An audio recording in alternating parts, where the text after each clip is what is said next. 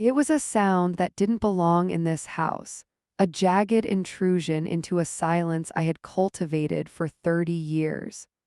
I stood in the doorway, the heavy brass ring of keys, the ones that had belonged to Arthur, then to me, and were meant to one day belong to Marcus, biting into the palm of my hand. These keys were more than just metal. They were the physical weight of 3 decades of maintenance, of storms weathered and joists tightened. This house, this Victorian lady of cedar and stone, had been my sanctuary since the day the soil settled over Arthur's casket. I knew every groan of her joists, every scent of her seasons, the way she smelled of beeswax in the heat of July and dried lavender when the winter frost began to bite. But today she smelled of Alina's heavy synthetic perfume and the sour tang of burnt coffee that Marcus never used to drink. 6 months. That was how long it had been since the temporary arrangement began. I remember the night they arrived, Marcus looking smaller than I'd ever seen him, his shoulders bowed under the weight of a failed tech startup and a mountain of debt he hadn't told me about until the bailiffs were at his door. Alina had been at his side, her eyes darting around my foyer not with gratitude, but with a predatory sort of calculation, her manicured nails tapping a restless, impatient rhythm on her designer handbag. We had sat in the library, the air thick with the scent of old leather and wood smoke, and we had made a pact. Mutual respect, I had said, my voice steady despite the ache in my chest for my son's misfortune. They would have the West Wing, 3 rooms and a bath, a self-contained world, and I would have the rest. I had hoped the history embedded in these floorboards would ground them, would remind Marcus of the dignity of his lineage and the effort it took to keep a legacy alive. But respect is a fragile thing, easily eroded by the slow, rhythmic drip of entitlement. It started with small things: a damp towel left to mildew on a velvet armchair, the volume of the television creeping up past midnight, the way Alina began to rearrange the spice rack as if my kitchen were a blank canvas for her chaotic life. She didn't just inhabit the West Wing. She began to colonize the rest of the house, leaving a trail of clutter like a conqueror marking territory. Marcus saw it all. He saw the way she rolled her eyes when I asked them to use the side entrance after 10. He saw the way she let her muddy boots sit on the hand-woven rug in the entry hall, the fibers I'd cleaned with a toothbrush more than once. And he said nothing. He watched her colonize the quiet corners of my life, his silence a heavy, suffocating blanket over the history of this house.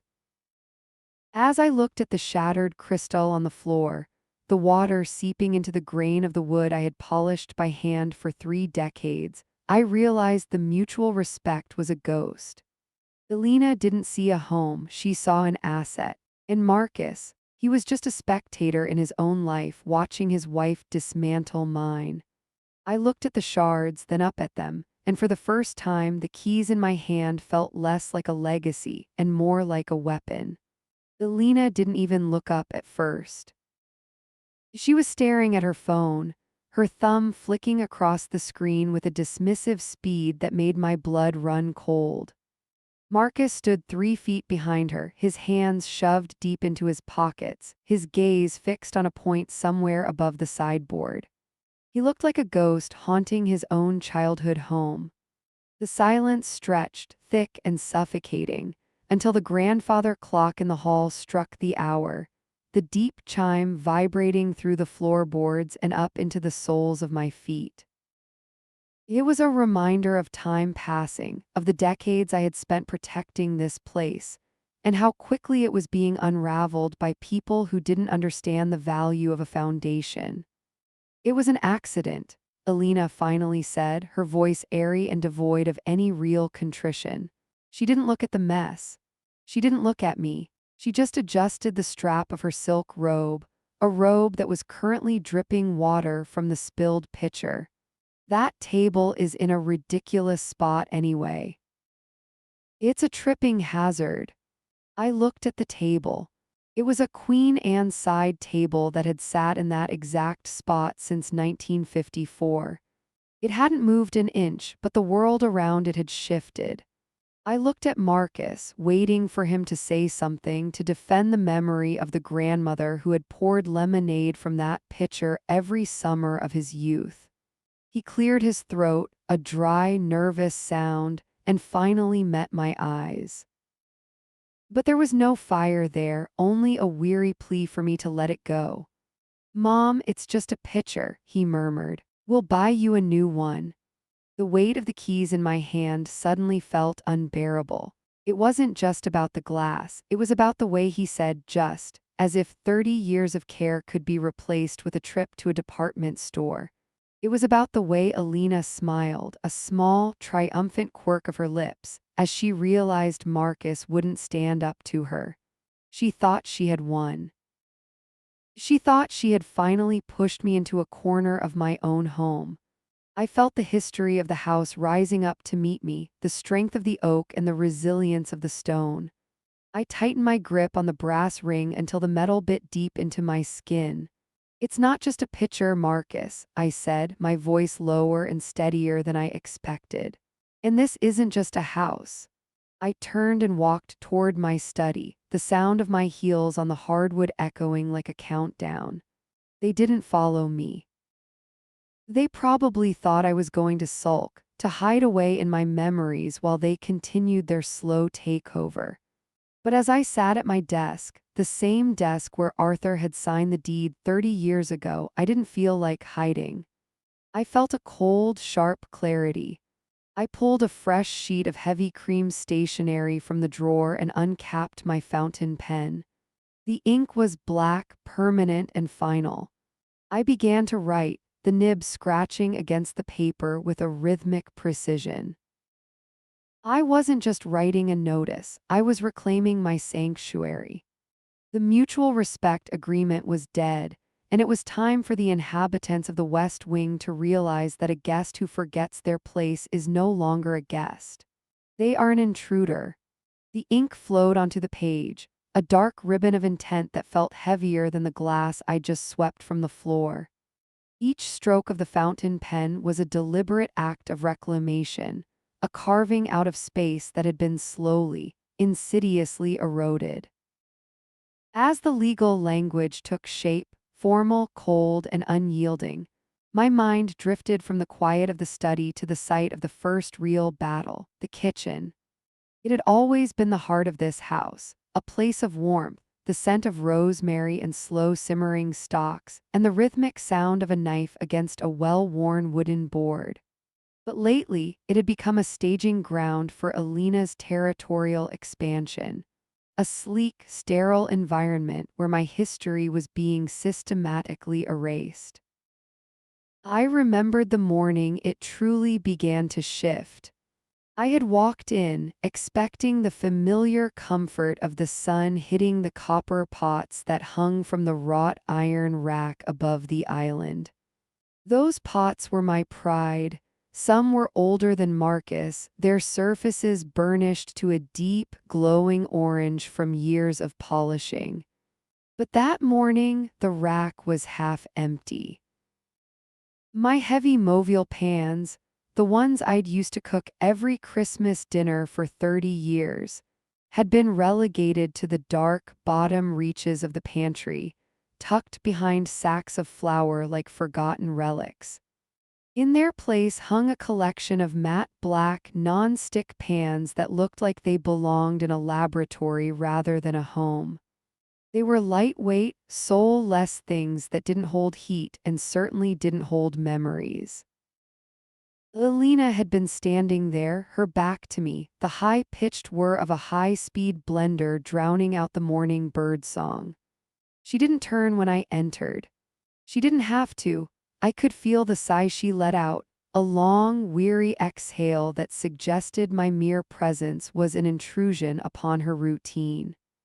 The kitchen island, once a clear expanse of butcher block where I rolled out pastry dough, was now a cluttered landscape of modern gadgets.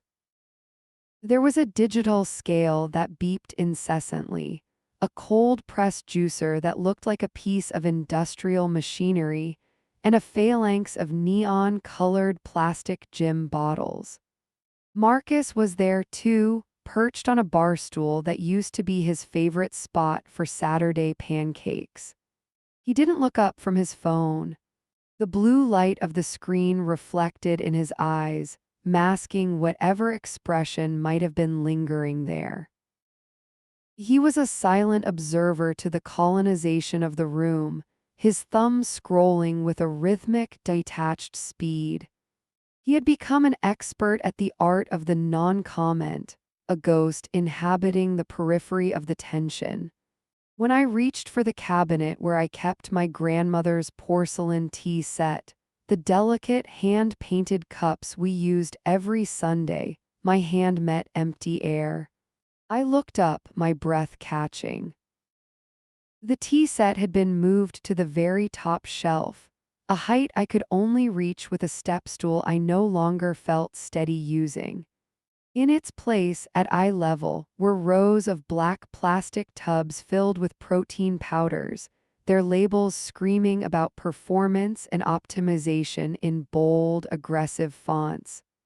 "I needed the space for my supplements, Evelyn," Elena said, finally turning around. She didn't offer to help me reach the tea set. She just leaned against the counter, sipping a thick, green sludge from a mason jar. "Those old cups were just gathering dust. It's much more efficient this way." Efficiency. The word felt like a slur. I looked at Marcus, silently pleading for him to see the absurdity of it, to see that his grandmother's legacy was being shelved for the sake of a workout routine. But he just shifted his weight, his gaze never leaving the phone. "It makes sense, Mom," he muttered, his voice muffled. "We use the blender every day. We hardly ever use the china." That was the moment the first crack appeared in the foundation of our mutual respect. It wasn't just about the shelves, it was about the erasure. Elena wasn't just living here, she was overwriting me. Every time she moved a photograph, every time she replaced a linen napkin with a paper one, every time she sighed when I walked into my own kitchen, she was telling me that I was a guest in a house I had built. And Marcus, by his silence, was handing her the pen. Now, sitting at the desk, I finished the final line of the notice. The paper felt crisp and substantial under my hand. I wasn't just moving their things back, I was moving them out. The kitchen would be quiet again. The copper would return to its rightful place. I stood up, the chair scraping against the floor with a sound like a starting pistol, and headed toward the west wing. The time for sighs and silent observations was over. It was time for them to find a home they didn't have to steal. I walked toward the west wing, the hallway feeling longer and colder than it ever had before.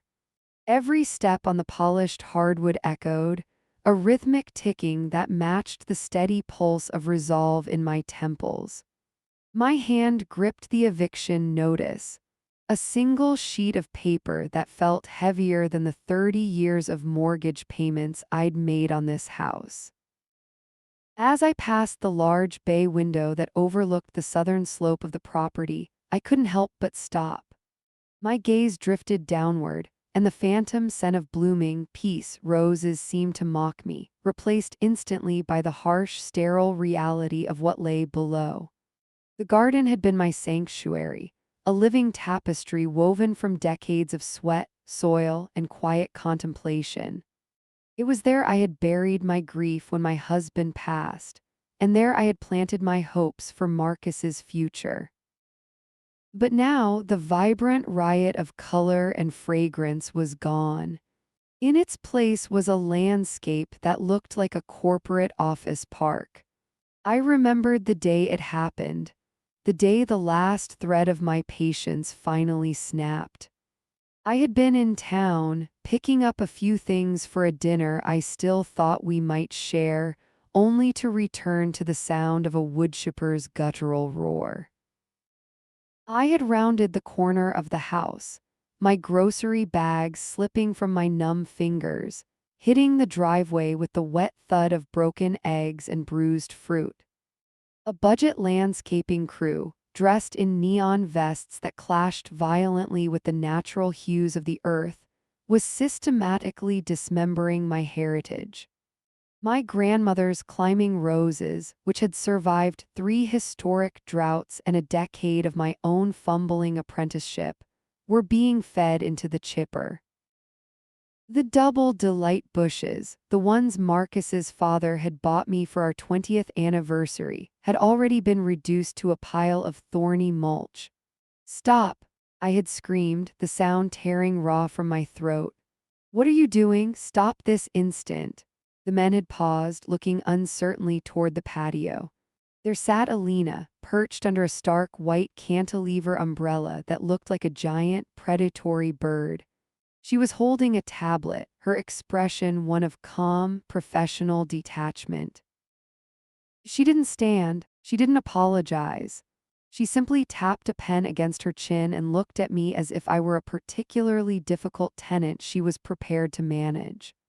"Oh, Evelyn, you're back early," she'd said, her voice carrying a terrifyingly cheerful lilt. I decided to take the initiative. Those old hedges were a total fire hazard, and honestly, the maintenance was becoming an eyesore. I found this crew very affordable, very efficient, to give the place a modern upgrade. It's all about curb appeal now. I had stumbled toward the edge of the decimated bed, my knees weak. Where there had been soft earth and the intricate shadows of leaves, there was now a flat expanse of sharp, gray gravel. They were positioning rows of small, waxy succulents, monotonous, geometric things that felt more like plastic office decorations than living organisms. The garden's soul had been paved over in the name of efficiency. The physical ache in my chest was so sharp I had to reach out for the porch railing to steady myself. That was when Marcus had emerged from the sliding glass doors, a coffee mug in his hand. He looked at the carnage, then at my tear-streaked face. For a fleeting second, I looked for the boy who used to help me deadhead the blooms for a penny apiece, the boy who knew how much those roses meant. "Marcus," I'd whispered, my voice cracking. "Look what she's doing.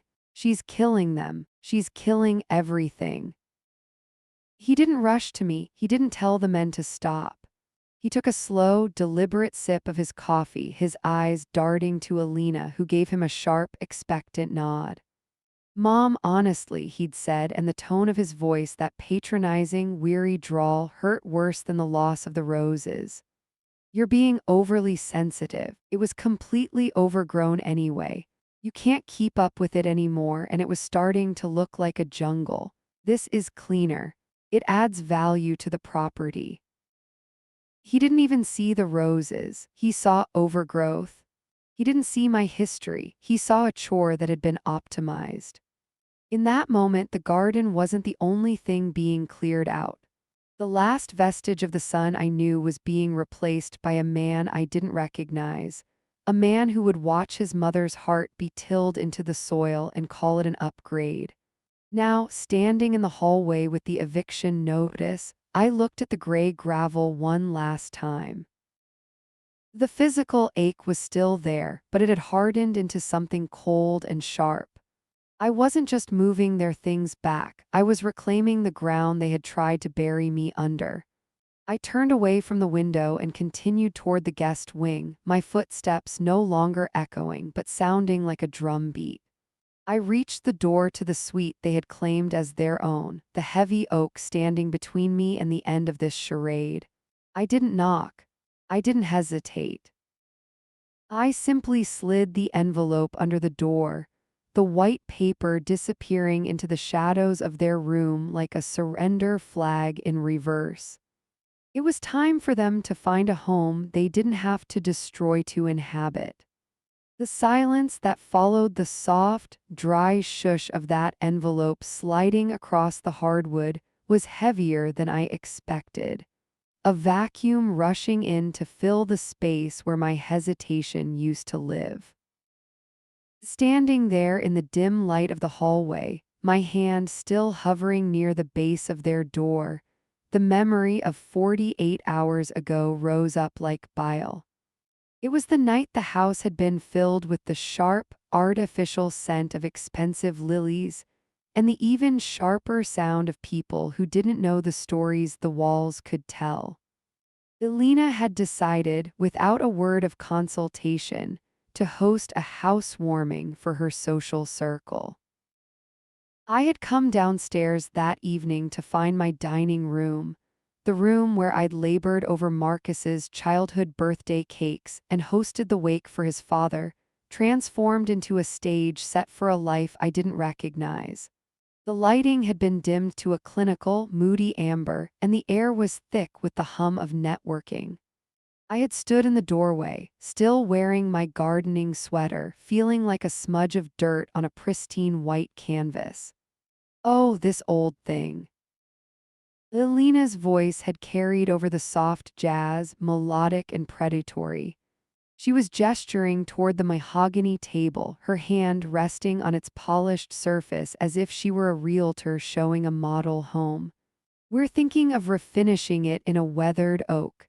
It's a bit heavy for the vibe we're going for in our place, but for now, it serves its purpose. Our place. The words had hit me like a physical blow, a sudden loss of oxygen that made the room tilt. I watched a woman in a cream-colored silk suit turn her head toward me, her eyes scanning my face with the detached curiosity one might afford a piece of outdated architecture. "And you are?" the woman asked, her voice thin and polite. I had opened my mouth to speak, to claim my name and my ground, but Elena was faster. She leaned in toward her friend, a conspiratorial glint in her eyes that made my skin crawl. "That's Evelyn, Marcus's mother. She's our lovely, eccentric boarder. Every grand house needs a bit of character tucked away in the shadows, don't you think? We're still working on her aesthetic." A ripple of light, cruel laughter followed. I looked toward the sideboard, searching for Marcus, certain he would step in, certain he would correct the border comment with the weight of 30 years of shared history. Instead, I saw him uncorking a second bottle of Malbec. He was moving with a practiced, hollow grace, his attention entirely focused on the crystal glasses of people whose names he'd only known for a few weeks. He moved around the table, pouring for Elena's friends, his movements fluid and servile. He didn't look up. He didn't offer me a seat. He didn't even acknowledge that I was standing there, fading into the wallpaper. I felt a terrifying tightness in my chest, a sensation of invisible bands of iron winding around my ribcage and cinching shut. It was the physical manifestation of being erased, of watching my own son act as the master of a house he treated me like a ghost in. My lungs felt small, my breath hitching in a throat that had gone bone dry. I had retreated then, backing into the shadows of the hallway as Marcus laughed at a joke a stranger made, his eyes bright with the desperate need to belong to this new, polished world Elena had built for him. I had realized that night, as the iron bands tightened around my heart, that they weren't just guests who had overstayed, they were occupiers. Now standing at their door in the present silence, the tightness in my chest was gone. It had been replaced by a cold, crystalline clarity. I wasn't the boarder. I wasn't the character in the shadows. I was the foundation, and it was time for the house to stop shaking. I straightened my back, the ache in my knees forgot, and walked away from the door. Behind me, the white envelope lay like a silent promise that by morning, the eccentric boarder would finally have her home back. I walked toward my own room, my footsteps firm and deliberate, the sound of a woman who was no longer a ghost in her own life. The sun rose the next morning with a cold, indifferent brightness that spilled across the kitchen linoleum, highlighting every scuff and every crumb Marcus and Alina had left behind from their late-night foray into my pantry. I moved through the house like a silent investigator, my senses heightened by the weight of the envelope I had left at their door. It was the mail, however, that finally stripped away the last of my maternal delusions. The mail arrived at 11 every morning with a mechanical thud against the brass slot of the front door, a sound that used to signal a mundane connection to the outside world. But lately, the pile had grown thick, heavy, and increasingly perfumed. I gathered the stack from the floor, my fingers grazing the textured, cream-colored envelopes that bore logos I only recognized from the glossy magazines I'd flip through at the dentist's office. There were statements from boutiques on Fifth Avenue, thick packets from luxury credit providers, and one particularly heavy envelope from a high-end interior design firm. I sat at the small, scarred wooden table in the breakfast nook, the table Marcus used to do his long division at, and began to sort through the evidence of their betrayal. Only 2 nights ago, Marcus had sat in this very chair, his shoulders slumped in a performance of profound exhaustion. He had looked me in the eye, his voice cracking with a practiced tremor as he told me they couldn't possibly contribute the $200 I'd asked for toward the quarterly heating bill. "The market is just so volatile, Mom," he'd said, rubbing his face. "Alina's freelance work has dried up and my commissions are being held in escrow. We're barely keeping our heads above water. We're eating through our wedding savings just to keep the car insured." I looked down at the paper in my hand. It was a statement addressed to Alina, and while I have never been a woman to pry, the seal had already been torn, the contents spilling out with a brazen lack of shame. It wasn't a bill. It was a thank you for a purchase made 3 weeks prior. $4,000 for a bespoke velvet chaise. I felt a strange, cold hum start in the base of my skull. $4,000 for a chair that would likely never feel the weight of a person who actually worked for a living, while I was currently wearing 2 sweaters to keep the thermostat at 62 degrees. I stood up, the chair scraping harshly against the floor, and walked toward the mudroom. It was a narrow, functional space meant for gardening clogs and the heavy winter coats we needed for the harsh coastal winds. Now it was a barricade. Behind the row of my sensible, mud-caked boots, Alina had been stashing her trophies. I began to pull them out one by one. Large, sturdy shopping bags in shades of midnight blue and burnt orange, tucked away like a hoard of stolen gold. I found boxes for Italian leather boots that cost more than my mortgage payment. I found a silk scarf discarded in a corner, its price tag still attached, showing a number that could have replaced the leaking water heater in the basement twice over. The irony of it was a bitter pill that sat heavy on my tongue. I am a woman who still washes out plastic sandwich bags to reuse them. I am a woman who mends her own hems and waits for the Sunday circulars to buy chicken on sale. I had practiced this frugality not out of desperation, but out of a deep-seated respect for the life I had built with my late husband. We had saved so that Marcus would never have to feel the sting of a cold house or the shame of a hollowed-out bank account. We had built a safety net, and now I realized that Marcus and Alina weren't just resting in that net. They were using it to strangulate me. I went to my desk in the den and pulled out my ledger. I have kept a meticulous record of every penny that has entered and exited this house since 1984. I began a new page. On the left, I listed their claims: no money for utilities, no money for groceries, car insurance crisis, career instability. On the right, I listed the reality I had just unearthed: $4,000 chaise, designer boots, high-end catering for a housewarming, luxury credit lines. The contrast was more than just a financial discrepancy. It was a moral bankruptcy. They weren't struggling, they were predatory. They were waiting for me to wither away, treating my home like a temporary storage unit for their vanity, while they drained my resources to maintain an image of wealth they hadn't earned.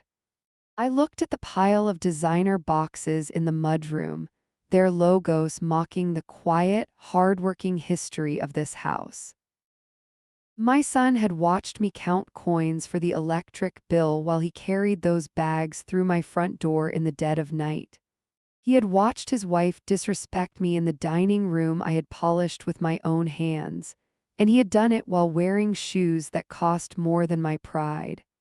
I closed the ledger with a soft, final thud. The documentation was complete. I wasn't just a mother anymore, and I certainly wasn't the eccentric boarder Alina had mocked. I was the bookkeeper, and it was time to settle the accounts. The eviction notice wasn't just a legal formality, it was the first line of a new ledger, one where I finally valued myself more than the ghost of the son I thought I knew. I walked back to the kitchen, the sunlight now feeling warm instead of cold, and poured myself a cup of tea. I would wait for them to wake up. I would wait for them to find the envelope. And for the first time in months, I didn't feel the need to hide the light. I turned on every lamp in the hallway, one by one, watching the house glow with a defiant, expensive brilliance. If they wanted to live in a house of luxury, they could start by paying for the illumination. I had just finished turning on the lamps, watching the yellow light spill across the floorboards like a challenge, when the sound began. It was a rhythmic, dragging scrape that vibrated through the ceiling of the hallway, a sound that shouldn't have been there. The attic was my sanctuary of silence, a place where the dust was allowed to settle on the remnants of a life well lived. I felt a sudden, sharp spike of adrenaline that had nothing to do with my morning tea and everything to do with a territorial instinct I hadn't realized was still so potent. I climbed the narrow, folding stairs, each step a protest of wood and bone. When my head cleared the floorboards, the smell hit me first, not the comforting scent of cedar and aged paper, but the sharp, sterile scent of Alina's perfume, out of place in a room that belonged to the dead. She was standing in the center of the room, a clipboard in one hand and a roll of masking tape in the other. Around her, the carefully stacked boxes of Arthur's things had been disemboweled. His wool coats, the heavy ones that still held the faint, smoky scent of his pipe, were heaped in a corner like discarded skins. His collection of hand-carved birdhouses, projects he'd finished in the final, quiet months of his illness with hands that shook but never failed, were being lined up near the stairs. I saw a small pile of his old spectacles, his drafting tools, and his university sweaters, all of it laid out on a plastic tarp as if it were nothing more than inventory. "It's about optimization, Mother," Alina said, not even looking up when she heard my footfalls. She was marking a box with a thick black Sharpie, vintage MISC. "We've been talking about how this space is completely wasted. If we clear out the clutter, there's enough square footage for a proper home gym. Marcus needs a place to decompress after work, and frankly, so do I. We can host a vintage sale this weekend. People pay a premium for this authentic aesthetic these days. We can use the proceeds to offset the cost of the equipment." I felt the coldness I had discovered in the kitchen crystallize into something sharp and diamond hard. It was a clarity so absolute it felt like a physical weight behind my eyes. I didn't look at the birdhouses. I looked at Marcus. He was standing by the far window, silhouetted against the afternoon light, holding a box of Arthur's old journals. The ones where he'd recorded the growth of every tree he'd planted on this property, the dates of the first frosts, the height of the corn. Marcus wasn't stopping her. He wasn't defending the man who had taught him how to read those very words. He was shifting the weight of the box, preparing to carry it down to the curb like common refuse. "You're selling your father's life to make room for a treadmill?" I asked. My voice was quiet, a low vibration that seemed to make the dust motes dance in the stagnant air. Elena finally looked at me, her eyes bright with the fever of renovation. "He doesn't need these things anymore, and let's be honest, neither do you. They're just anchors holding you back in a house that's already too big for you. We're doing you a favor, really. Think of the space. Think of the clarity a clean environment provides." I looked at my son, searching for the flicker of shame, for the boy who used to sit at his father's feet and learn the names of the birds those houses were meant for. But Marcus just looked at the box in his arms and then shifted his gaze to the floor. He wasn't a victim of her whims. He was an accomplice to the erasure of my history for his own convenience. He wanted the gym. He wanted the erasure of the man he couldn't live up to, and he wanted the convenience of my silence. He was helping her prune the branches of his own history so he could plant a plastic garden in its place. The clarity Elena spoke of finally arrived, but it wasn't the kind she intended. I realized then that they weren't just guests who had overstayed their welcome. They were scavengers, picking at the bones of a house that was still very much alive. I turned without a word and began the descent, the eviction notice in my pocket feeling like a heavy, holy weight. The stairs felt longer than they had 30 years ago, each step a deliberate negotiation between my joints and the gravity that seemed determined to pull me down. I could hear the bass before I even reached the second-floor landing. A low, rhythmic thumping that vibrated through the banister and into the marrow of my bones. It was a Tuesday, a day that should have been draped in the soft, gray silence of a spring rain, but Alina had decided that the weather was the perfect backdrop for what she called an impromptu restorative brunch. By the time I reached the kitchen, the air was thick with the scent of burnt sugar and something citrusy that stung the back of my throat. My head was already beginning to betray me. A migraine was blooming behind my left eye, a jagged shard of light that pulsed in time with the synthetic beat of the music blasting from the sleek silver speaker she had perched on my grandmother's lace doily. Elena was there, draped in silk loungewear that cost more than my first car, laughing into her phone while she flipped crepes with a reckless disregard for the seasoned cast iron pan. "Elena," I said, my voice sounding thin even to my own ears. I reached out to steady myself against the door frame, the wood cool and solid against my palm. "The music, please, I have a migraine starting and the volume it's too much." She didn't turn around immediately. She finished her sentence into the phone, a sharp, trilling laugh cutting through the air before she finally tapped the screen and set it on the counter. She turned to face me, the spatula still in her hand, her expression shifting from performative joy to a mask of weary tolerance. She didn't reach for the volume. Instead, she leaned back against the counter, surveying me as if I were a piece of furniture that had been moved out of place and was now ruining the room's feng shui.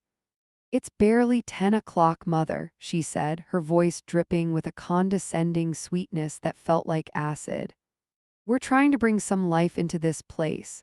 It's so morbid, sitting in the dark all day, clutching onto the past. You're like a relic, honestly. A ghost haunting your own hallways. Don't you see how you're holding us back?" This house is cavernous. It's too big for a single woman who refuses to move into the present.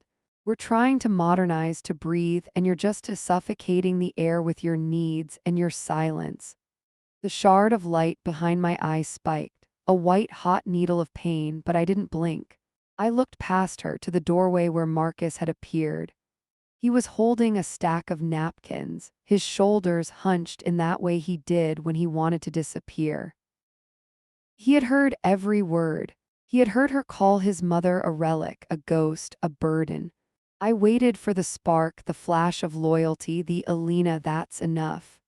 Instead, Marcus looked at me, his eyes vacant and tired, and then he looked at the floor. He didn't speak. He didn't move to turn down the music.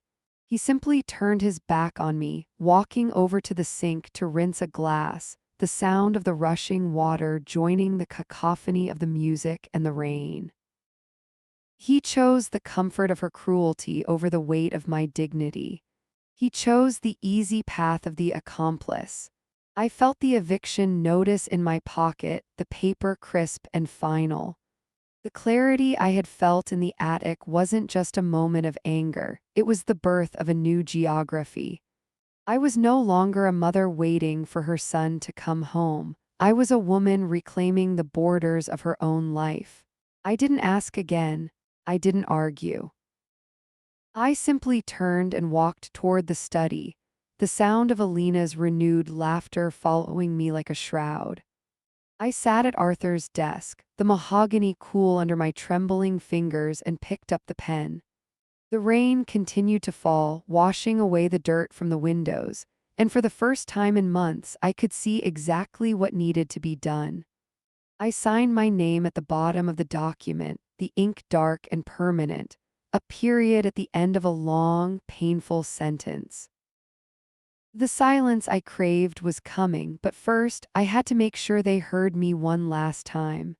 I stood up, the paper in hand, and walked back toward the noise, no longer a ghost in my own home, but the owner of the ground they were standing on.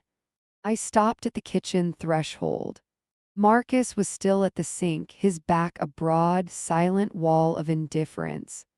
Alina was plaiting a crepe, her movements fluid and arrogant. I didn't wait for her to look up. I walked to the center of the room, reached out, and pressed the power button on the speaker.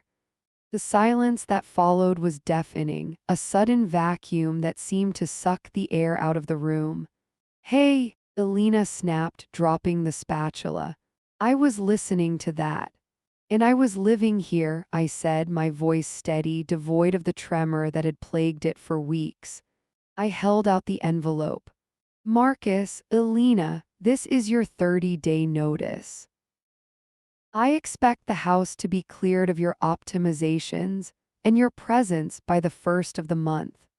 Marcus finally turned, his face pale, the glass slipping from his hand and shattering in the sink.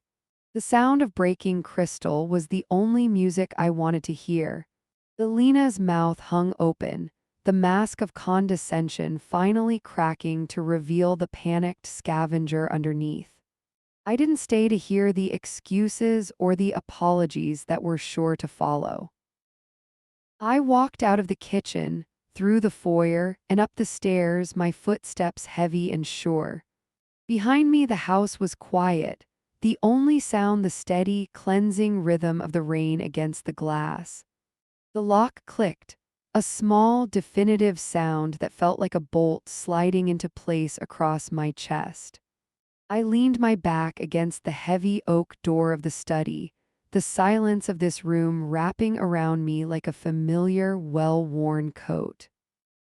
Downstairs, I could hear the muffled, frantic cadence of their voices.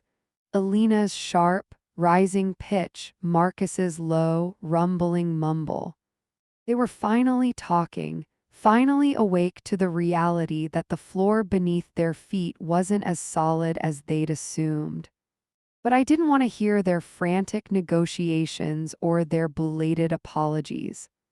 I wanted the sanctuary of the legacy they had so carelessly tried to erase. I walked toward Arthur's desk, my fingers trailing over the spines of the leather-bound books that line the walls. This room was the heart of the house, the repository of our shared history. Before Marcus brought her here, before I became the ghost haunting these hallways, I was the woman who had helped build this life. I remembered the gala nights, the way I had commanded a room of 100 people with nothing more than a well-timed smile and a sharp intellect. I had been a partner, a strategist, a force. Looking at my reflection in the dark glass of the bookcase, I saw the lines of age, yes, but I also saw the steel that had been forged long before Marcus was even a thought. They had mistaken my grief for weakness, my silence for senescence. I sat in the high-backed chair, the mahogany cool and grounding under my palms. I didn't hesitate. I reached for the telephone, the old-fashioned landline that Alina had mocked for being an anachronism, and dialed a number I knew by heart. "Henderson and Associates," a crisp voice answered. "Silas, please, it's Margaret Sterling." A moment later, the gravelly, reassuring voice of Silas Henderson filled my ear. He had been Arthur's closest friend and our family attorney for 40 years. He knew the bones of this estate better than anyone living. "Margaret," he said, his tone shifting from professional to warmly concerned. "I was wondering when I'd hear from you. How are things progressing?"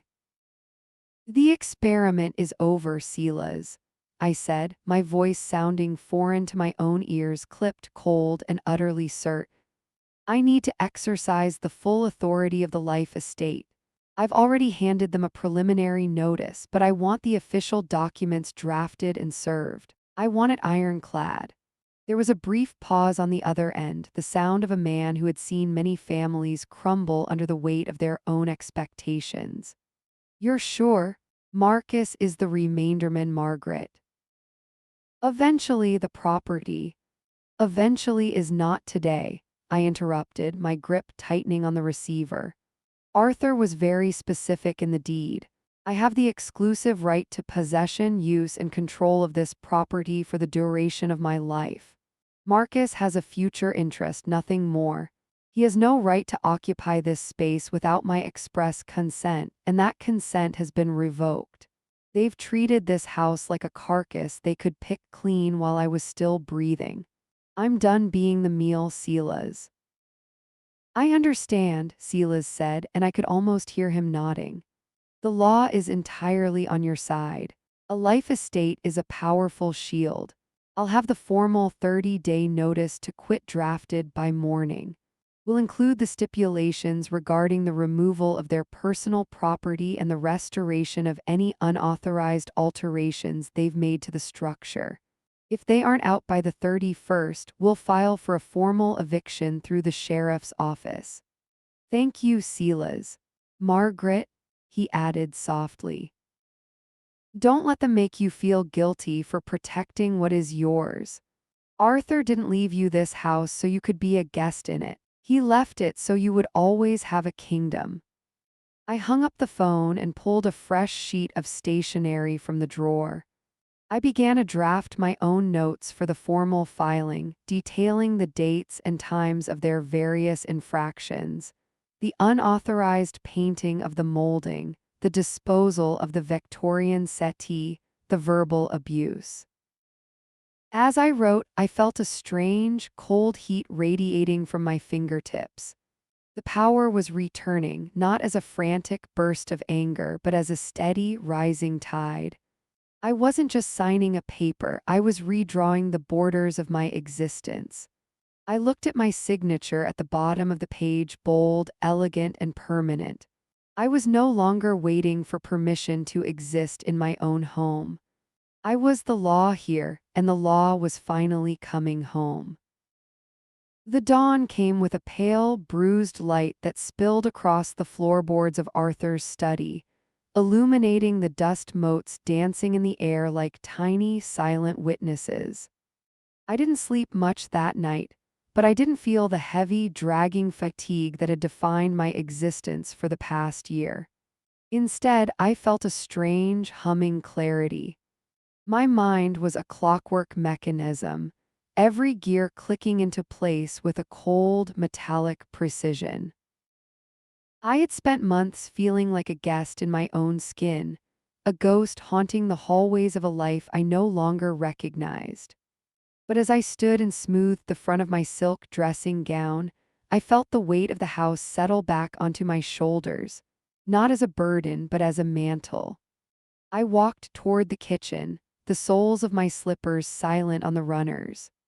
This was the hour when the house was truly mine, before the jarring sounds of Alina's blender or Marcus's heavy-footed pacing began. The air in the kitchen smelled faintly of the expensive, burnt coffee beans Alina insisted on buying, a bitter scent that always seemed to cling to the curtains. I walked to the pantry and began to move things. I moved the plastic containers of kale and the organic, gluten-free powders to the very back of the lowest shelf, hidden behind the heavy porcelain flour canisters.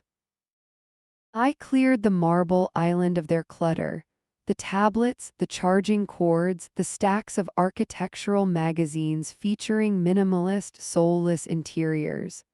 Then I went to the basement. In the far corner, tucked behind the holiday decorations and the boxes of Marcus's childhood trophies, sat the heavy oak chest. It was locked, the key hidden in a small velvet pouch inside my jewelry box. I dragged it out, the wood groaning against the concrete floor. Inside, wrapped in tarnish-resistant cloth, was the sterling silver, the full service for 24 that had been a wedding gift from Arthur's parents. Elena had called it ostentatious and a nightmare to polish, and 6 months ago she had convinced Marcus that it was cluttering up the sideboard.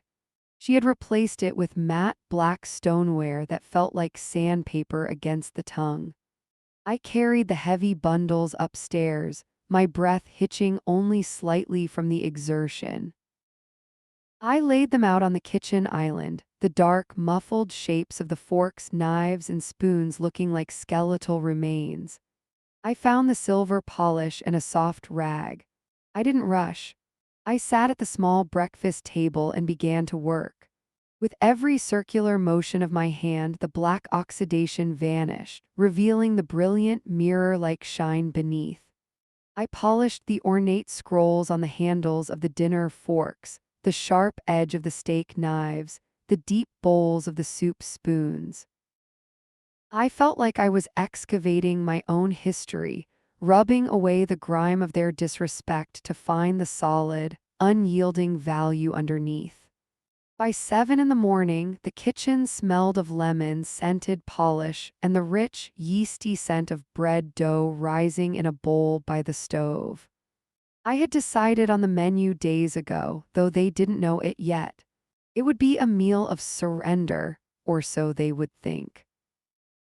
I was going to cook a beef Wellington, Arthur's favorite, with a rich Madeira sauce, roasted root vegetables from the garden I used to tend, and a chocolate soufflé for dessert. It was a menu that required hours of focused, technical labor. It was a menu that demanded respect. I heard the floorboards creak upstairs, the first signs of their awakening. Usually I would shrink into my room at this sound, waiting for them to finish their frantic morning routine before I ventured out for a piece of toast. Not today. I stood at the stove, my back straight, a copper pot of water beginning to simmer.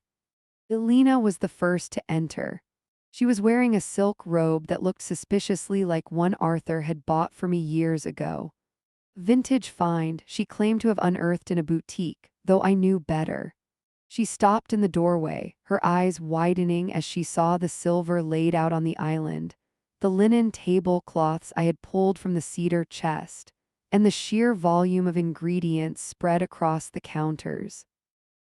"Margaret," she asked, her voice tight with a mixture of confusion and a budding defensive anger. "What is all this? I thought we agreed that the silver was going to stay in storage until we had the estate sale." I didn't turn around. I stirred the water, watching the whirlpool I was creating. I felt like using it, Alina. It seems a shame to let such beautiful things sit in the dark. And since I'm feeling so much better after our talk yesterday, I thought I would cook us a proper dinner. Thank you for all your help. I turned then, offering her a smile that didn't reach my eyes, a smile I had perfected during 30 years of corporate galas and difficult board meetings. It was the smile of a woman who was conceding, and Alina, in her boundless vanity, swallowed the bait whole. Oh, she said, her posture relaxing, a smirk playing at the corners of her mouth. Well, I suppose a nice dinner is a start. I'm glad you're finally seeing the light, Margaret. Marcus was so worried you were going to make this difficult. He's in such a better headspace now that he knows you're looking at those condos in the city. Is he? I asked softly, turning back to the stove. Marcus entered a few minutes later, rubbing his eyes, looking every bit the tired, middle-aged man he was becoming. He stopped next to Alina, looking at the kitchen with a bewildered expression. Mom, you're up early. I have a lot to do, Marcus. A big meal takes time. He looked at Alina, and I saw the silent exchange between them, the triumphant nod she gave him, the way his shoulders dropped in relief. They thought I was broken. They thought the eviction notice I had handed them was a final, desperate gasp of a dying flame, and that this meal was my way of apologizing for the scene I had caused. That's great, Mom. Really, Marcus said, walking over to pat my shoulder. I felt his hand, heavy, patronizing, and I had to fight the urge to flinch. We can talk more about the move over dinner. Alina's found a place with a 24-hour concierge. You'll love it. No more stairs to worry about. I'm sure it's lovely, I murmured, my eyes fixed on the dough I was beginning to knead. They moved to the breakfast nook, ignoring me as they began to scroll through their phones, their conversation rising in volume as they forgot I was even in the room. This was their habit, to speak about me as if I were a piece of furniture, a fixture that had become inconvenient but was finally being relocated. If we knock out that wall between the master and the guest suite, Alina said, her voice sharp and excited, we can put in a walk-in closet that's bigger than the kitchen. And I want to do the floors in a light white oak. This dark mahogany is so depressing. It's like living in a coffin. We'll have to check the load-bearing beams, Marcus replied, his voice muffled as he bit into a piece of fruit. But yeah, once we get the title transferred and the renovations started, this place won't even look like the same house. I'm thinking we turn the study into a media room. That old desk of Dad's has to go, though. It's a monster. We can donate it, Alina said dismissively. Or just put it on the curb. I want everything fresh, new energy. We've spent too long living in the past. I continued to knead the dough. Push, fold, turn, push, fold, turn. The rhythm was soothing. I didn't feel the anger I expected. I felt a cold, clinical observation. They were already tearing the house apart in their minds, stripping the wallpaper of my memory, sanding down the finish of my life. They were so certain of their victory that they didn't even notice the way I was looking at them. Not with a mother's love, but with the calculation of a strategist who had already moved her queen into position. As the morning progressed, the kitchen became a theater of my own making. I moved with a grace I hadn't felt in years. I seared the beef, the hiss of the pan drowning out their talk of paint swatches and demolition crews. I chopped shallots with a rhythmic thwack thwack thwack that felt like a countdown. The scents began to layer, the earthy smell of mushrooms for the duxelle, the sharp tang of the wine, the sweetness of the roasting carrots. Alina wandered back over around noon, watching me wrap the beef in the delicate puff pastry. You know, Margaret, you really don't have to go to all this trouble. We could have just ordered in. It seems like a lot of work for someone your age. It's no trouble at all, Alina, I said, my voice smooth. In fact, I find it quite therapeutic. It's important to finish things the right way, don't you think, to have a sense of closure. She narrowed her eyes for a second, sensing something beneath the words, but then her phone buzzed with a text, and the moment passed. Right, closure, exactly. I'm glad we're on the same page. She walked away, already typing a response, her mind already in the future she had mapped out for herself. She had no idea that the closure I was preparing wasn't for me, but for them. By late afternoon, the house was filled with the intoxicating aroma of the Wellington. It was a smell that belonged to the old world, to Sunday dinners with Arthur, to a time when this house was a sanctuary of respect and tradition. I set the dining room table with the precision of a jeweler. The white damask cloth was crisp, the silver gleaming under the chandelier, the crystal wine glasses catching the fading light of the afternoon sun. I placed the 30-day notice to quit from Silas Henderson, the official notarized version that had arrived via courier an hour ago, inside a heavy cream envelope. I didn't put it on the table yet, that would be the final course. I went upstairs to change. I chose a dress I hadn't worn since Arthur's funeral, a deep charcoal wool that fit me perfectly, its lines sharp and unforgiving. I put on my pearls, the ones Arthur had given me for our 25th anniversary. I applied my lipstick, a bold, classic red.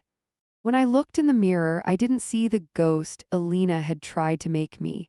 I saw Margaret Sterling. I saw the woman who had managed a household, a husband's career, and a son's upbringing with a steady hand.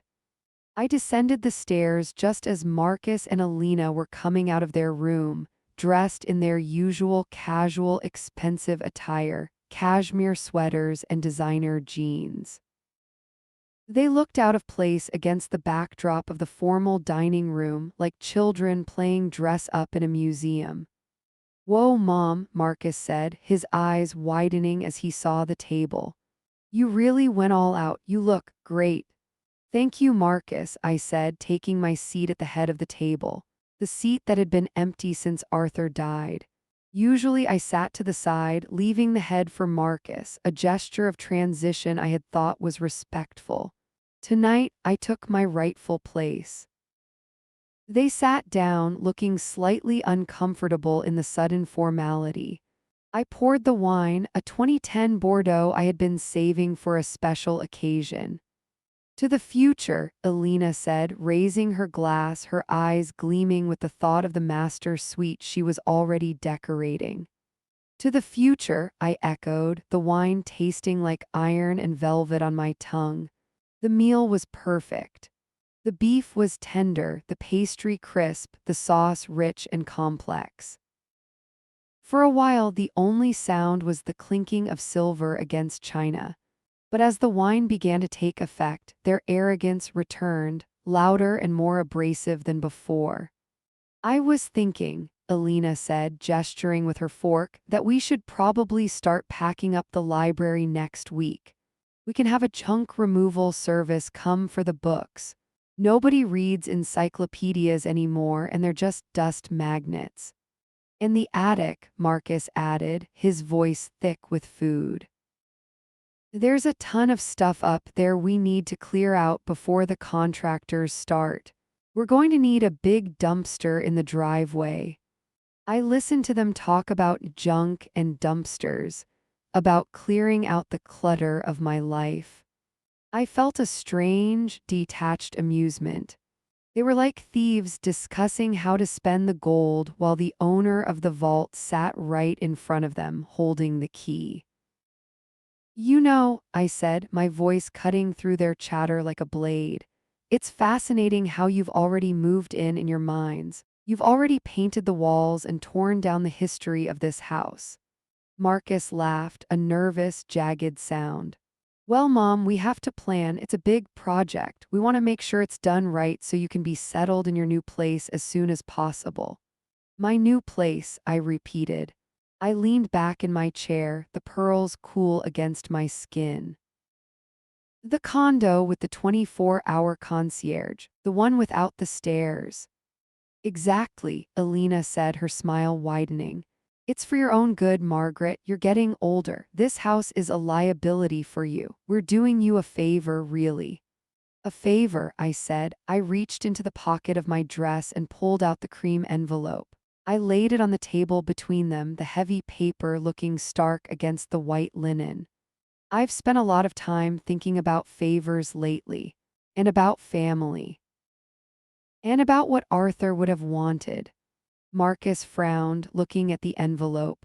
What's that? More condo brochures? Not exactly, I said. I took a slow sip of my wine, the silence in the room suddenly heavy, suffocating. Open it, Marcus. He reached out, his brow furrowed, and tore open the envelope. Elena leaned in, her curiosity piqued, her smug expression still firmly in place. As Marcus began to read, I watched the color drain from his face. I watched the way his jaw dropped, the way his hand began to tremble slightly. What is it? Elena asked, her voice sharp with sudden apprehension. She snatched the paper from his hand and began to read. I watched her eyes dart across the page. Life estate, exclusive right to possession, 30-day notice to quit, unauthorized alterations, legal action. The silence that followed was absolute. The arrogance that had filled the room only moments ago evaporated, replaced by a cold, stinging shock. Mom. Marcus's voice was a whisper, a strangled sound of disbelief. What is this? It's an eviction notice, Marcus, I said, my voice calm, steady, and entirely without mercy. And it's the end of your remodeling plans. Elena's face transformed.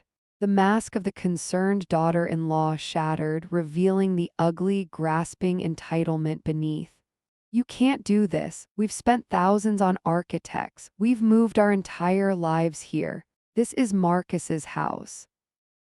No, Elena, I said, leaning forward, my eyes locking onto hers.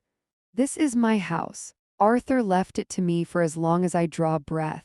Marcus is the remainderman. He gets what's left when I'm gone, but I am very much alive, and I am tired of being treated like a ghost in my own hallways. Mom, please, Marcus stammered, his face flushed with shame and anger. We were just trying to help. You thought I was weak, I interrupted. You thought you could bully me into a corner and take what wasn't yours because you were too impatient to wait for the natural course of things.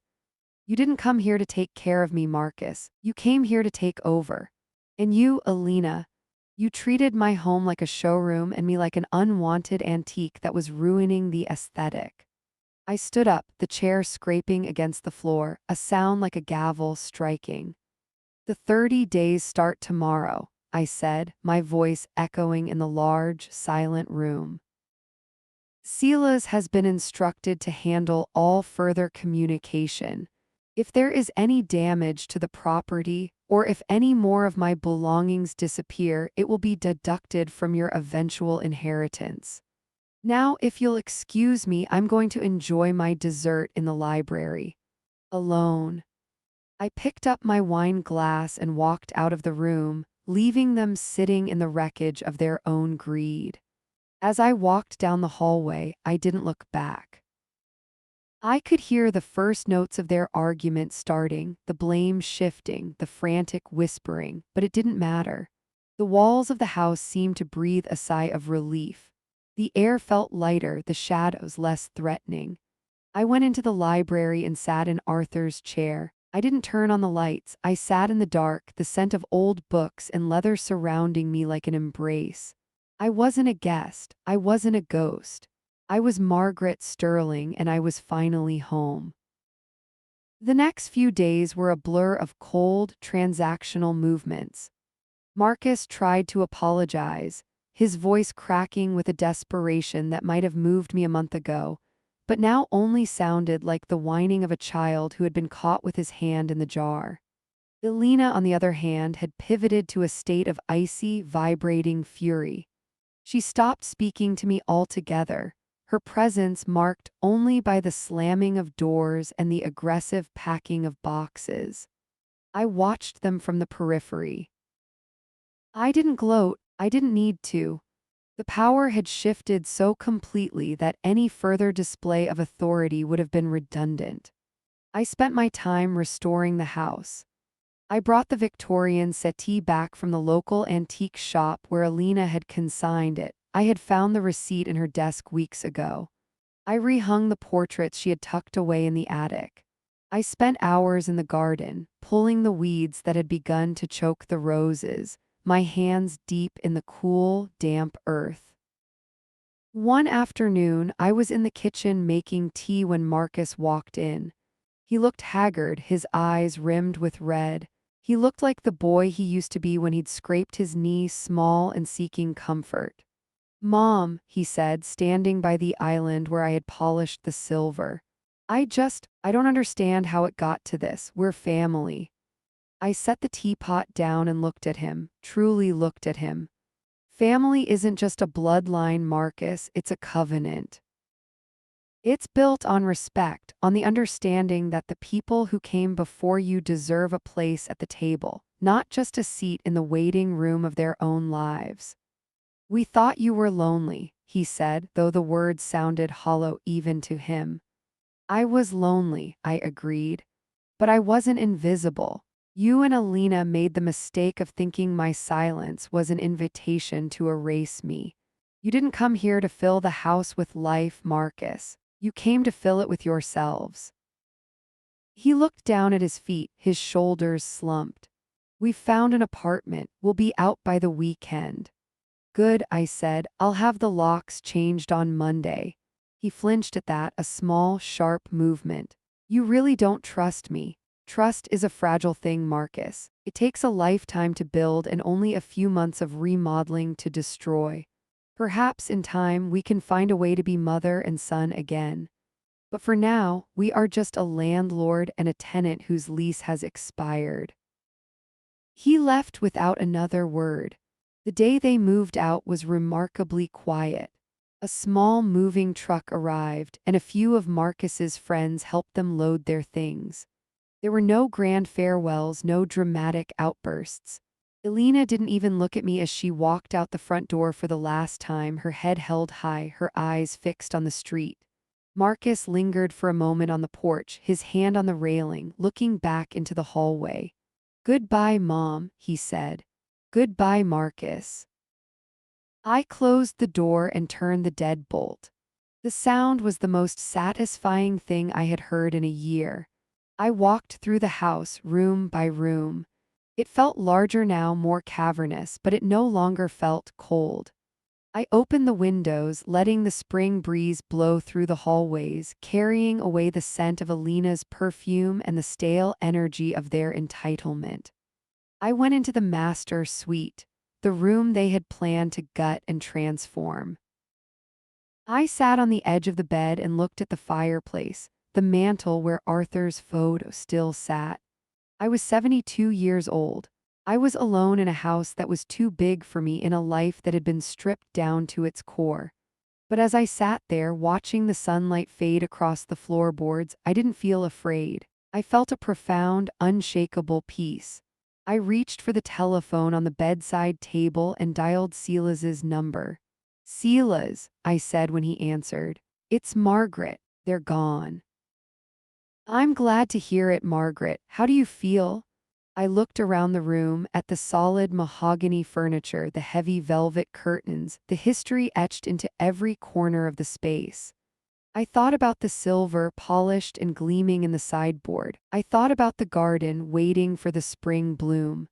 "I feel," I said, a smile finally reaching my eyes, "like I'm exactly where I'm supposed to be." I hung up the phone and walked to the window. Below, the garden was bathed in the soft, golden light of the golden hour. The roses were beginning to bud, their tiny green heads pushing through the soil, resilient and determined. I knew there would be difficult days ahead, days when the silence of the house would feel heavy, days when the rift with Marcus would ache like an old wound. But I also knew that I had reclaimed something far more valuable than a piece of property. I had reclaimed my dignity. I had reminded myself and the world that I was not a ghost to be managed, but a woman to be reckoned with. I walked down to the kitchen and began to prepare a simple meal just for one. I used the fine china. I used the silver. I sat at the head of the table, the light of a single candle flickering in the twilight. The house was quiet, but it was a full, vibrant silence. It was the sound of a kingdom restored. As I ate, I thought about the future. Not the one Alina had imagined, with its white oak floors and minimalist walls, but a future of my own making. I would host book clubs in the library. I would have tea in the garden. I would fill these rooms with the voices of people who saw me, not for what I could give them, but for who I was. I was Margaret Sterling, and this was my home. I spent the evening in the library, the fire crackling in the hearth, a glass of sherry on the side table. I picked up one of Arthur's old journals, the leather worn and familiar in my hands. I began to read, his voice echoing in my mind, a steady anchor in the shifting tides of my life. To Margaret, he had written on the first page, "Who is the heart of this house and the compass of my soul?" I closed my eyes, leaning my head back against the chair. The compass was pointing true again. The storm had passed, and though the landscape had changed, the foundation remained. I was the master of my own fate, the captain of my own soul. And for the first time in a long time, I was looking forward to tomorrow. The next morning, the house felt different. It wasn't just the absence of their noise, it was the presence of a new kind of stillness. I woke up and didn't immediately feel the need to check the hallway for intruders. I made my coffee and sat on the back porch, watching the birds gather at the feeder. The air was crisp, the world outside waking up with a gentle, unhurried pace. I spent the morning in the garden. My knees ached and my hands were stained with dirt, but it was a good, honest pain. I pruned the overgrown hydrangeas and cleared the debris from the fountain. As I worked, I felt the house watching me, its many windows like eyes reflecting the bright morning sun. It felt like a conversation, a slow, wordless dialogue between the structure and the woman who kept it. Around noon, the doorbell rang. My heart gave a small, instinctive leap of apprehension, but I pushed it down. I walked to the front door and looked through the peephole. It wasn't Marcus. It was a young woman I didn't recognize holding a clipboard. I opened the door. "Can I help you, Mrs. Sterling?" she asked, offering a bright, professional smile. "I'm Sarah from Green Horizons. I was told to come by to give an estimate for the..." "Oh." She stopped, looking past me into the hallway, her smile faltering. "An estimate for what, Sarah?" I asked, my voice cool. "For the demolition, the internal wall removal. A Mrs. Alina Sterling called us last week to schedule a walkthrough." I felt a spark of the old anger, but it was quickly extinguished by a wave of pity. Alina had been so sure, so incredibly sure. "I'm afraid there's been a mistake, Sarah," I said gently. "The project has been cancelled, indefinitely." The girl looked confused. "Oh, I'm sorry," she seemed so certain. "She said they were taking over the property this month." "Plans change," I said. "This house is staying exactly as it is, but thank you for coming by." I closed the door and leaned against it for a moment. The final thread of their intrusion had been cut. I walked back to the kitchen, the sunlight streaming through the windows, illuminating the polished surfaces and the quiet, steady heart of my home. I picked up my gardening gloves and headed back outside. There was still a lot of work to do. The roses needed tending, the fountain needed cleaning, and the future was waiting to be planted. I wasn't just surviving, I was thriving. And as I stepped out into the garden, I knew that Arthur would have been proud. Not just of the house, but of the woman who had fought to keep it.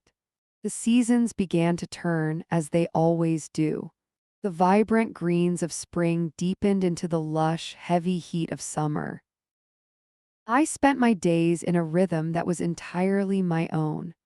I rediscovered the joy of small things, the way the light hit the stained glass in the foyer at 4 in the afternoon, the smell of rain on the warm pavement, the taste of a peach grown in my own backyard. Marcus called occasionally. The conversations were awkward, stilted, filled with long silences and careful, neutral topics. He told me about their new apartment, a modern loft in the city that Alina loved but he found a bit drafty. He didn't ask about the house, and I didn't offer any information. We were like two people standing on opposite sides of a canyon, shouting across the void, our voices lost in the wind. Alina did not call. I didn't expect her to. To her, I was a defeat, a glitch in her carefully programmed life. I was the one who had said no when everyone else had said yes. I was fine with that. In fact, I wore her silence like a badge of honor. One evening, late in August, I hosted a small dinner party. I invited Silas, a few old friends from the neighborhood, and the woman who had recently moved in next door, a widow like myself with a sharp wit and a love for jazz. We sat in the dining room, the silver gleaming, the candles casting a warm, flickering glow over the table. We talked for hours, not about real estate or renovations, but about books, travel, and the strange, beautiful complexities of getting older. As I looked around the table, I realized that the house was no longer a museum of my past. It was a vessel for my present. It was full of life, not the frantic, grasping life Marcus and Alina had brought, but a steady, grounded vitality. After the guests had left, I stood on the front porch looking out at the quiet street. The air was cooling, a hint of autumn already present in the breeze. I felt a sense of completion, a deep, resonant yes that echoed through my entire being. I went inside and locked the door. I walked through the house, turning off the lights one by one. When I reached the master's suite, I didn't feel like a ghost. I felt like the mistress of the manor. I climbed into bed, the sheets cool and crisp, and fell into a deep, dreamless sleep. The story of the Sterling house didn't end with an eviction. It began again with a reclamation. And as I slept, the house stood guard, its old bones strong, its heart beating in sync with my own. I was Margaret Sterling, and I was exactly where I belonged. I lay there in the dark, the quiet of the Sterling house a living thing around me, a heavy velvet blanket that muffled the world outside. My heart beat in a slow, rhythmic cadence that matched the settling of the old floorboards. It was the sleep of the victorious, the deep, restorative rest of a woman who had finally cleared the weeds from her garden. But as I drifted in that liminal space between wakefulness and dreams, my mind couldn't help but wander back to the catalyst of this piece. It drifted back to that Tuesday afternoon, 3 weeks ago, when the air in this very house had been thick not with the scent of lavender and old books, but with the suffocating tang of entitlement and the sharp, metallic edge of an impending storm. The memory was as vivid as a fresh bruise. I could still see the way the afternoon sun, a harsh, uncompromising gold, slanted through the tall windows of the dining room. It didn't feel warm that day. It felt like a spotlight, illuminating every crack in the mahogany table and every line of deceit on the faces of the two people sitting across from me. I remember the weight of the legal envelope in my hand. It was heavy, much heavier than a few sheets of paper had any right to be. It was the weight of 30 years of motherhood, of 20 years of a marriage built on shared dreams, and of the agonizing months I had spent being a ghost in my own hallways. Marcus sat to my left, leaning back with a casual, almost bored air that grated against my nerves like sandpaper. He was scrolling through his phone, his thumb flicking rhythmically, dismissively. He looked so much like his father in that light. The same strong jawline, the same set of the shoulders, but the spirit inhabiting the frame was someone I no longer recognized. Beside him, Alina was a study in predatory triumph. She had her vision board spread out on the table, swatches of cold gray marble, samples of minimalist hardware that looked like surgical instruments, and floor plans that involved gutting the very soul of the kitchen where I had taught Marcus how to bake ginger snaps. She was mid-sentence, her voice a high, melodic chirp that didn't quite mask the underlying steel. And then Margaret will take out that back wall entirely. The flow needs to be open concept. Marcus agrees that the current layout is just, well, it's a bit claustrophobic, isn't it? It's very old world, and we're looking for something more now. I didn't blink. I didn't even breathe. I just watched her. I watched the way her manicured finger, tipped in a shade of red that looked like dried blood, tapped on the blueprint of my pantry. She looked at me then, her lips curved into a smug, patronizing smile. The kind of smile one offers a particularly slow child or a dog that's finally learned to sit. She thought she had won. She thought the silence I had maintained for weeks was a sign of my submission, a white flag waved in the face of her relentless ambition. I felt the cool, crisp edge of the envelope against my palm. Slowly, with a deliberate precision that felt like a ritual, I placed it on the table. The light hit the paper at a sharp angle. The white of the envelope was so bright it seemed to vibrate against the dark, polished wood of the table. It was a stark, clinical intrusion into their world of swatches and samples. I didn't say a word. I simply extended my index finger and slid the envelope across the table. It made a soft, dry sound, a hiss of paper against wood that seemed to echo in the sudden, expectant silence of the room. It stopped right in front of Marcus. He didn't look up at first.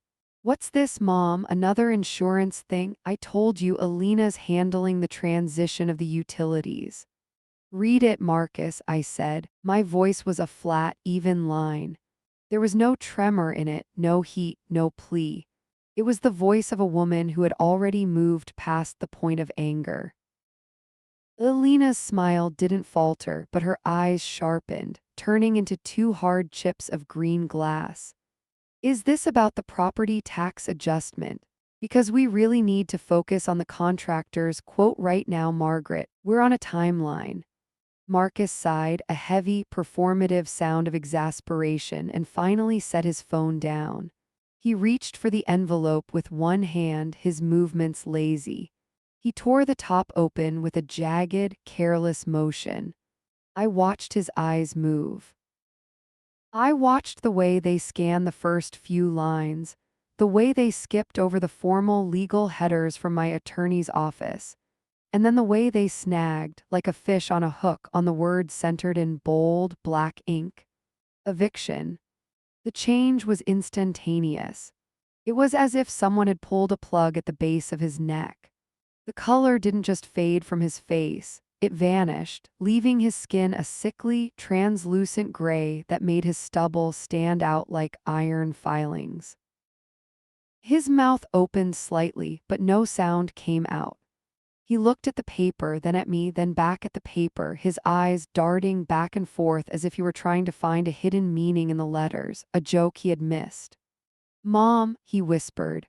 The now version of Marcus, the arrogant, dismissive man-child Alina had cultivated, flickered and died, replaced for a split second by a confused boy. "What is this?" "This says, this is a 30-day notice." The room's temperature didn't just drop, it plummeted. It felt as though the very air had crystallized into shards of ice. Elena, sensing the shift, snatched the paper from his trembling hand. I watched the mask break. It was a fascinating, horrific thing to behold. Her smug, polished exterior didn't just crack, it curdled. The corners of her mouth, which had been turned up in that condescending arc, twisted downward into a jagged sneer. Her nostrils flared, and a dark, mottled flush rose from the collar of her expensive silk blouse, staining her neck and cheeks. "You're joking," she hissed. The melodic chirp was gone, replaced by a sound that was raw and guttural. You can't be serious. You're evicting us from our home?" "My home," I corrected. I remained perfectly still. I sat with my back straight, my hands folded neatly in my lap. I was the gray rock in the middle of their storm. I was the unmoving horizon. I had spent years being the emotional sponge for this family, absorbing their moods, their frustrations, their disrespect. No more. Now I was a mountain of granite, and her waves of rage would only break against me. "We had an agreement," she screeched. The sound was piercing, a jagged blade of noise that tore through the quiet dignity of the dining room. She stood up so abruptly that her chair skittered backward, the legs screaming against the floor. "We moved in here to help you. We gave up our apartment. We've spent thousands on these plans." She gestured wildly at the vision board, her hand sweeping across the table and knocking a marble sample to the floor. It hit the rug with a dull thud. "You didn't move in to help me, Alina," I said, my voice as steady as a heartbeat. "You moved in to colonize me. You treated me like a tenant in my own history. You treated my son like a pawn and my memories like trash. And Marcus." I turned my gaze to him. He was still staring at the notice, his hands shaking so violently that the paper rattled. "You watched her do it. You watched her disrespect me in every room of this house, and you said nothing. You stood by and let her plan the demolition of my life while you waited for me to become small enough to disappear." "Mom, it wasn't like that," Marcus stammered, his voice cracking. We wanted to modernize. We wanted to make it a family home for the future." "Whose future, Marcus?" I asked. "Because it certainly wasn't mine." Elena was pacing now, a caged animal in a designer outfit. "This won't hold up in court. You can't just throw us out. We have rights. We've been living here. We've been paying for the groceries. You're a senile, bitter old woman who's just mad because nobody wants your dusty old antiques anymore." She was shouting now, her face inches from mine, her breath smelling of expensive coffee and venom. She called me names I won't repeat, words that were meant to wound, to provoke, to shatter my composure. She brought up Arthur. She said he would be ashamed of me. She said I was a lonely, pathetic widow who would die in this house and no one would find me for weeks. I didn't move. I didn't blink. I looked through her as if she were made of glass. I focused on a small knot in the wood of the table, a tiny imperfection that had been there since the day Arthur and I bought it. I practiced the gray rock method with a fervor that felt like prayer. I offered her nothing. No anger to feed on, no tears to mock, no defense to pick apart. I was simply a vessel of silence. When she realized her insults weren't landing, her rage morphed into a desperate, frantic energy. She turned on Marcus.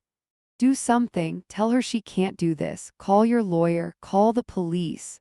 Marcus looked up at her, and for the first time, I saw a glimmer of realization in his eyes.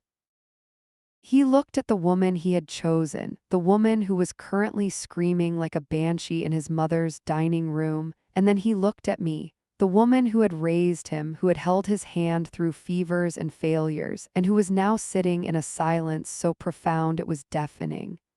"She's serious, Alina," he whispered. "Look at her. She's already gone." "She's not gone. She's right there. Throw the paper back at her. Tell her we're staying." "The locks are being changed tomorrow morning at 8. I said, my voice cutting through her hysteria like a cold wind. The sheriff's office has already been notified of the filing. Your things will be moved to the porch if they are not out by the end of the month.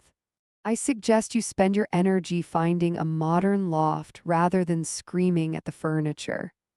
Elena let out a sound that wasn't human, a high, thin wail of pure, unadulterated fury.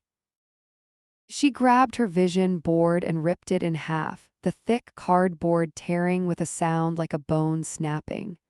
She threw the pieces at me, but they missed, fluttering to the floor like wounded birds. "You'll regret this," she shrieked, her finger stabbing the air toward me. "You'll be alone, do you hear me? Alone. Marcus, let's go, I can't breathe in this tomb anymore." She stormed out of the room, her heels clicking a frantic, uneven rhythm on the hardwood. I heard the front door slam so hard the crystal in the china cabinet rattled. Marcus stayed for a moment. He looked at me, his eyes wet, his mouth working as if he wanted to say something, an apology, a plea, a justification. But there was nothing left to say.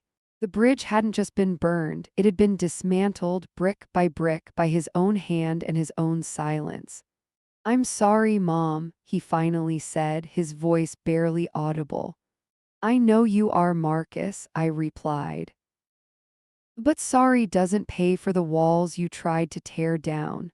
He turned and followed her, his footsteps heavy and defeated.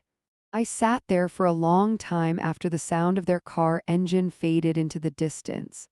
I sat in the golden light, surrounded by the wreckage of their plans, the torn cardboard, the scattered marble, the jagged edges of their entitlement. The house was quiet again, but it wasn't the lonely silence Alina had predicted. It was the silence of a sanctuary. It was the sound of the air returning to the lungs of a person who had been underwater for a very long time. I looked at the legal notice, still lying on the table, and I felt a strange, quiet pride. I had been a gray rock and the storm had passed. I stood up, walked to the kitchen, and began to make a pot of tea. The kettle began to whistle, a bright, cheery sound that filled the room. As I poured the water, I looked out the window at the garden. The roses were beginning to bloom, their deep red petals unfurling in the fading light. They didn't need a vision board. They didn't need an open concept layout. They just needed the right soil, a bit of care, and the space to grow. And so did I. The memory faded, and I found myself back in my bed, the sheets cool against my skin. The house was still, the shadows long and soft. I closed my eyes, a small smile playing on my lips. The battle was over. The reclamation was complete. I was Margaret Sterling, and I was exactly where I belonged, in a home that was finally truly my own. The peace I felt that first night was a fleeting mercy, a brief intermission before the final act of a very ugly play. When the sun rose on the first day of the 30-day countdown, the atmosphere in the house didn't just shift, it curdled. The air became thick with a cloying, heavy resentment that seemed to coat the furniture like dust. I didn't wait for them to wake up before I made my first move. By 8:15, the rhythmic whine of a power drill echoed through the hallways. I stood in the corridor, arms crossed, watching as the locksmith installed heavy-duty deadbolts on the door to my master suite and the small study where I kept my records. Marcus came out of the guest room, his hair disheveled and eyes bleary. He stopped dead when he saw the locksmith. "Mom, what is this?" "This is a boundary, Marcus," I said, not looking at him, but at the brass plate being screwed into the mahogany. "Since we are now in a legal transition, I find it necessary to secure my private quarters. I'm sure you understand." He didn't answer. He just leaned against the wall, looking smaller than I had ever seen him. But Alina wasn't silent. She appeared behind him, her face a mask of cold, sharp angles. She didn't scream this time. Instead, she began the accidents. It started that afternoon with a crash in the kitchen. I walked in to find my grandmother's hand-painted ceramic pitcher shattered on the tile. "Oh, Margaret, I am so sorry," Alina said, her voice dripping with a saccharine poison that didn't reach her eyes.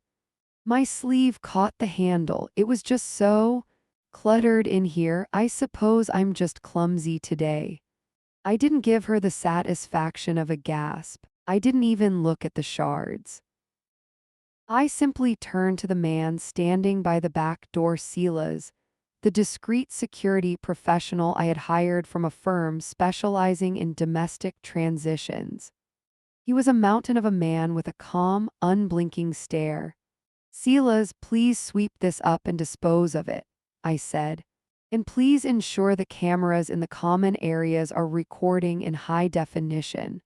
I'd hate for any more accidents to go undocumented for the insurance claim."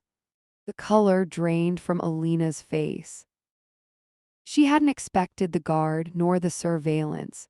She retreated, but the psychological warfare merely moved behind closed doors. At night, the house became a sounding board for their disintegration. I would sit in my armchair, a book in my lap, listening to the muffled thunder of their voices through the walls. "You're a coward," I heard her hiss at 2 in the morning. "You're letting her treat us like criminals. Do something, Marcus. Beg her, threaten her, I don't care, just fix this." "Fix what, Alina?" Marcus's voice was a ragged sob. "She's done. Can't you see that? We pushed too hard. I pushed too hard." "I didn't push. I tried to modernize this mausoleum. I tried to give her a life." The shouting matches would escalate until I heard the sound of glass breaking in their room, or a door slamming so hard my own walls vibrated. In those moments I felt a sharp, stabbing grief for the boy I had raised, the one who used to bring me dandelions and tell me he'd never leave. But that boy was gone, buried under layers of weakness and a desperate need to please a woman who used love as a whetstone. I wasn't just losing a son, I was witnessing the cremation of my own illusions about him. Yet, as I turned the new key in my bedroom lock each night, I felt a terrifying, exhilarating strength. I was saving the only person left who was willing to fight for me, myself. The final week of their residency was marked by a silence so heavy it felt structural, as if the very walls were holding their breath, waiting for the infection of their presence to be lanced. Marcus stopped trying to catch my eye. He moved through the foyer like a ghost in his own life, his shoulders slumped, his footsteps heavy and dragging.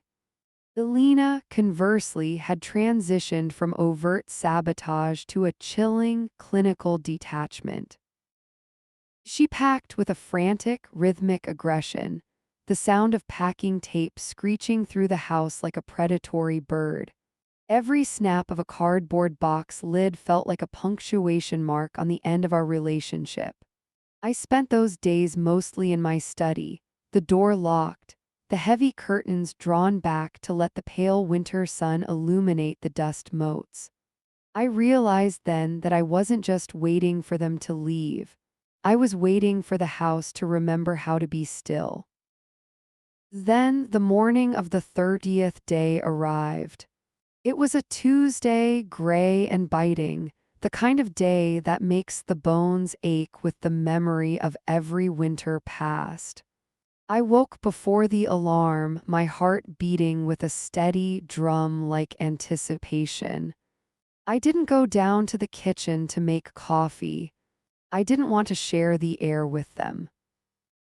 Instead, I stood by the window of my bedroom and watched as the massive, white-sided moving truck backed into my driveway, its reverse gear beeping a mechanical requiem for the family I thought I was building.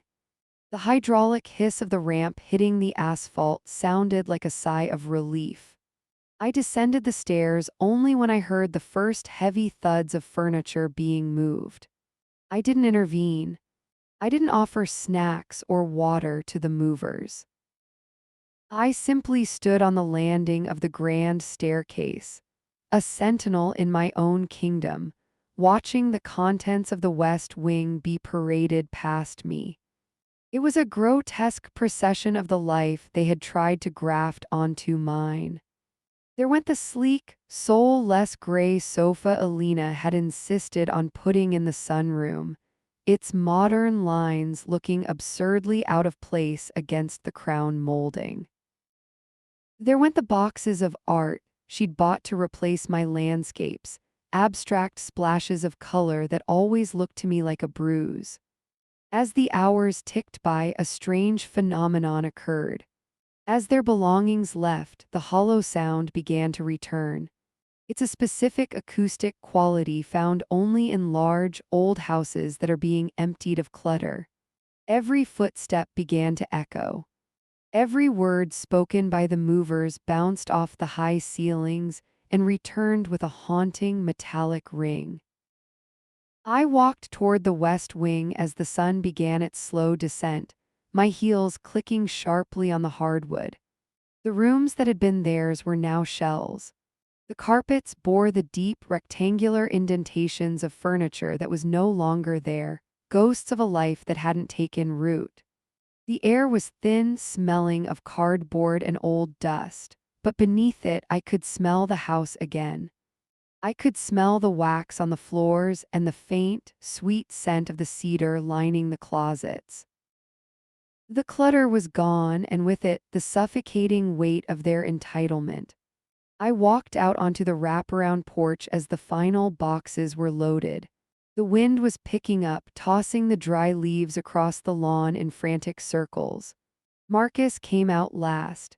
He didn't have a suitcase, he just had a small box of things he'd forgotten. A lamp, a few books, a framed photo of us from his graduation that he hadn't known where to put. He stopped at the top of the steps, his back to me. For a moment, I thought he might turn around. I thought he might say something, an apology, a plea, a simple goodbye, Mom. I watched the back of his neck, the way his hair curled just above his collar, and I felt a pang of the old, primal love. But then I saw Alina waiting in the passenger seat of their SUV, her face a pale, hard mask behind the glass, staring straight ahead as if the house and I didn't exist. Marcus felt her gaze, or perhaps he felt the weight of his own choices. He didn't turn. He simply walked down the stairs, his head bowed, and climbed into the car. The moving truck pulled out first, its engine roaring, followed by their vehicle. I stood there, my hands gripped tight on the railing, watching the red glow of their taillights fade into the distance until the driveway was empty, and the only sound left was the wind whistling through the eaves. The silence that followed wasn't the lonely silence I had feared. It was a profound, restorative hush. It was the silence of a sanctuary. I didn't go back inside immediately. Instead, I walked down the porch steps, my boots sinking into the soft, damp earth of the garden beds. I went to the corner where Alina had pruned my heritage roses into jagged, weeping stumps. She had tried to kill them, thinking that by cutting them back to the quick, she could erase the beauty I had nurtured. But she didn't understand the nature of a rose. The strength isn't in the bloom, it's in the root. I knelt in the dirt, the cold seeping through my trousers, and began to work. I had bags of fresh, nutrient-rich soil waiting and a jar of grafting wax. With steady hands, I cleared away the debris she'd left behind, the broken twigs and the suffocating mulch. I spoke to the plants in a low, rhythmic hum, the way my mother used to do. I tucked the new soil around the base of the canes, firming it down with my palms, feeling the grit of the earth beneath my fingernails. It was a visceral, grounding labor. As I worked, the sun hit the horizon, casting a long, amber glow across the face of the house. The windows blazed with gold, reflecting the sky, making the old stone structure look as though it were lit from within by a great, inextinguishable fire. I looked up at the house, my house, and I saw it for what it truly was. It wasn't a mausoleum and it wasn't a trophy. It was a testament to endurance. It had stood long before Alina's spite and Marcus's weakness, and it would stand long after. I realized then that a home is only a sanctuary if it is shared with those who honor its foundations, those who understand that love isn't about taking up space, but about tending the ground you stand on. The shadows grew long, stretching across the lawn like protective arms. I stood up, brushing the dirt from my knees, my breath blooming in the cooling air. I felt a lightness in my chest that I hadn't felt in years, a sense of reclamation that went far beyond property lines or legal documents. I was alone, yes, but I was not lonely. I was the mistress of my own fate, the guardian of my own peace. I turned and walked back toward the porch, my steps sure and steady. As I reached the front door, I paused one last time to look at the garden. The roses were bare now, ugly and scarred, but I knew what was happening beneath the surface. In the dark, in the cold, the roots were taking hold. They were drinking deep. And when the spring came, and it always came, they would bloom with a ferocity that would put the past to shame. I stepped inside and closed the door, the heavy click of the lock echoing through the quiet, beautiful halls. I was home, and for the first time in a very long time, the house was mine alone.